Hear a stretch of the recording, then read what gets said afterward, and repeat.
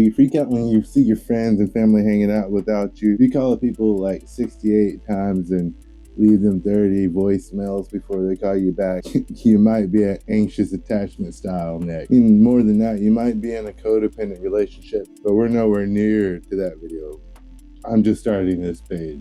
Subscribe if you want to see the codependence video in the future. Anxious attachment is, I guess, my favorite, or the one that I know the best. Before I became disorganized or understood that I was disorganized, because I was mainly anxious before.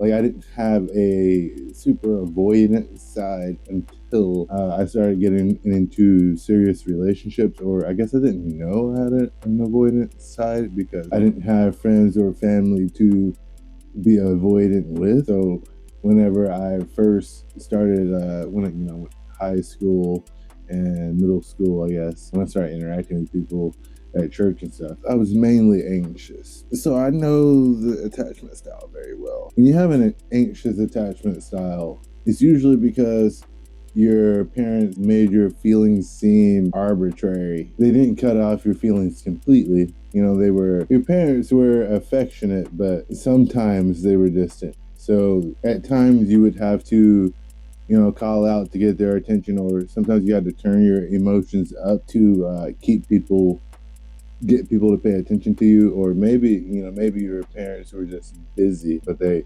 gave you affection. Or maybe like you had siblings, or your sibling was like high. It is very variable with that anxious attachment, but it causes you to question your self-worth. So if you can imagine being like the middle child, or in my case, a child who grew up in a house where the parents weren't my parents, they were the parents of the kids around me, but not my parents. I always had to weigh my self-worth against other people. Anxiously attached people seek approval from others chronically. They need validation to exist. They don't believe in themselves, and they chronically need the assurance from their friends or their partners. And that is where you get into codependence, because usually the only kind of person who wants a partner who is that clingy is someone who needs that much validation from, being people pleased chronically, which is a lot of the times going to be someone with narcissistic personality patterns. So, and otherwise maybe in a disorganized or avoidant patterning. Or sometimes two anxious people can be codependently tied together, kind of like with Beth and Jerry. But I'm making a whole episode about that. I'm not wearing my Rick and Morty shirt. I'm wearing Kirby.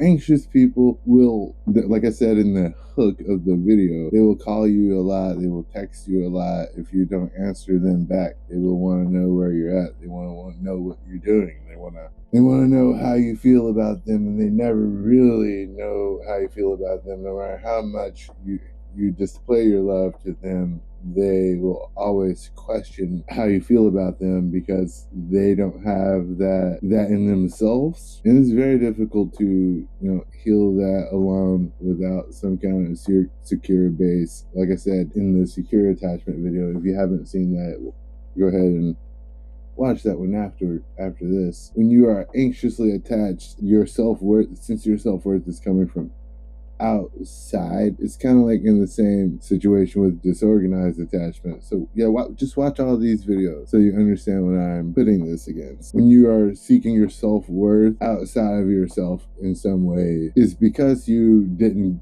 have it given to you when you were a kid. So anyone gives you, people are giving you what your boundary is, because you don't know what your boundary is. And people who have boundaries and understand boundaries, they can tell that you don't know what your boundary is, and so they'll take advantage of that. And so you'll get into toxic, abusive relationships with people, with jobs. You'll end up in situations you don't want to be in because you don't have the boundary to say no to a situation. I remember this video. I'm afraid of roller coasters. I'm deathly afraid of roller coasters.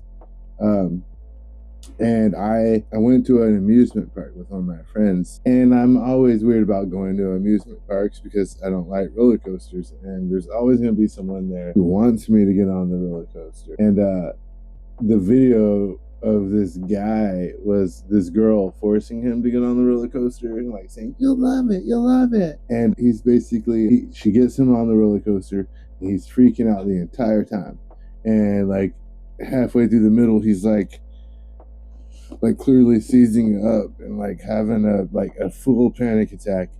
And he's like, "We break up, we break up, we break up, we break up, we break up, we break up." I think about that when I go to an amusement park, because when I had more anxious leaning patterns, it was a very difficult thing to go to an amusement park because I didn't have the boundary to say no. And so I was always afraid someone would force me to get on a roller coaster because my boundary was so weak. And so I would just avoid the situation entirely. And it was a funny thing when I went to this amusement park with this person who was extremely avoidant and ended up being a horrible friend. They tried to force me to get on a roller coaster, and it was a thing to see that pattern change, where this time when someone is trying to coerce me into getting on the roller coaster, it's like, nah, bro, so it's a wrap. But come on, don't be a wuss. Blah, blah, blah. It's over. Like, I'm not a kid. Like, since I'm not anxious, since I'm not trying to get that validation from a person, I'm not trying to prove myself to anyone. So I'm not getting on a fucking roller coaster. But anxious people, you don't have that boundary in yourself. You're trying to people please. You're trying to keep everyone in connection with you. So you basically erase yourself. You don't express your needs. You hold them in, and you expect people to understand that you have needs, which they do understand that you have needs, but they don't know what they are because you won't express them. And so you get resentful that people aren't meeting your needs, that people don't know what your needs are. And so that becomes an endless cycle. When it comes to anxious attachment, it's very weird to heal, because I will say that your emotions are okay, but maybe you should watch the behavior and understand from a neutral perspective that calling a person 50 times, you probably shouldn't. If they didn't answer the first time, give them some time. And if they are cheating on you and you find out later or something, I mean, you can deal with that then. But giving yourself all this anxiety about and ruminating about the possibility of, when really the possibility of that is actually pretty low, and your brain is just going to the worst case scenario. Just pause when you start to feel those emotions. Kind of like I said in the avoidant video.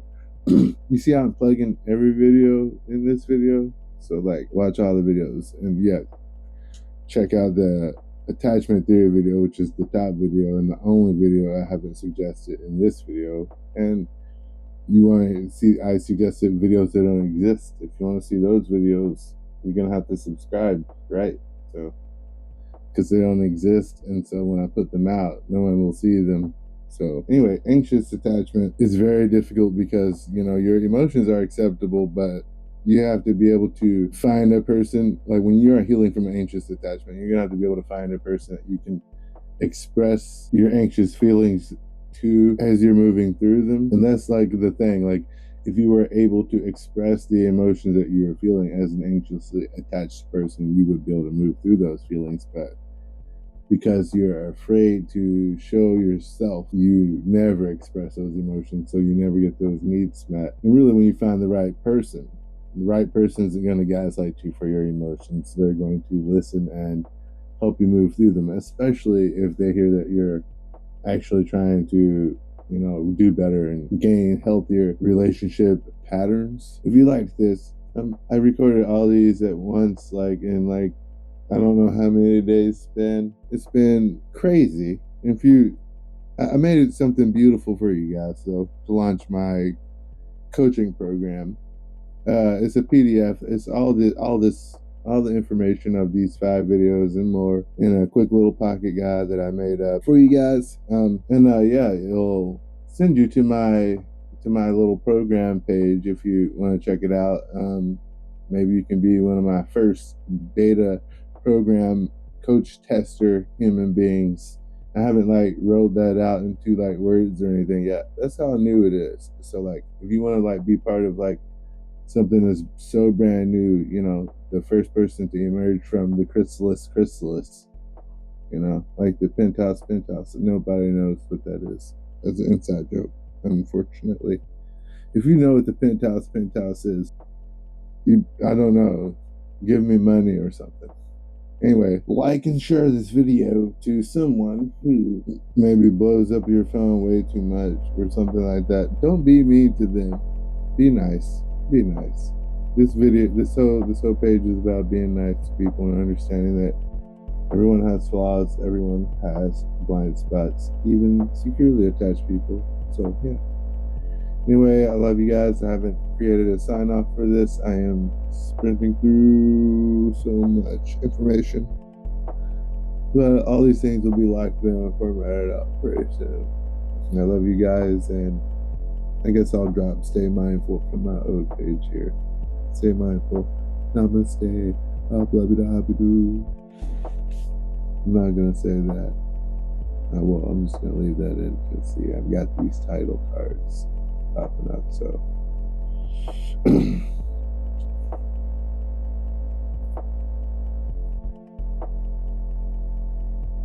yeah, my friend got me these for my birthday. They're actually pretty crazy. It's kind of sad because Ozzy died recently.